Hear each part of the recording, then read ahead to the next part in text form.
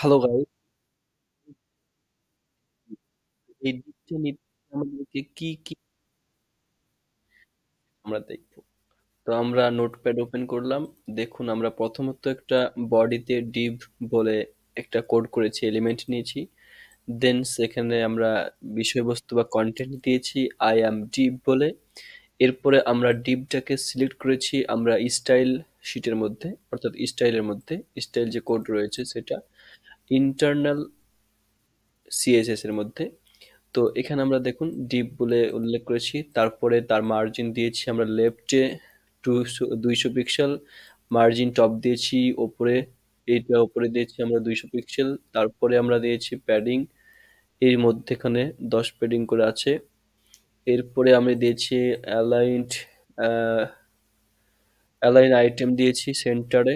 ওকে, এখানেও জাস্টিফাই সেন্টারে দিয়েছি এটাও। তারপরে হাইট দিয়েছি আপনার 100 পিক্সেল এবং উইথ দিয়েছি, এই যে উইথ হচ্ছে 100 পিক্সেল এবং হাইটও 100 পিক্সেল। আর বর্ডার দিয়েছি 2 পিক্সেল, 3 পিক্সেল করে সলিড এবং রেড কালার, আর এটা ফ্ল্যাক্স করেছি ডিসপ্লে।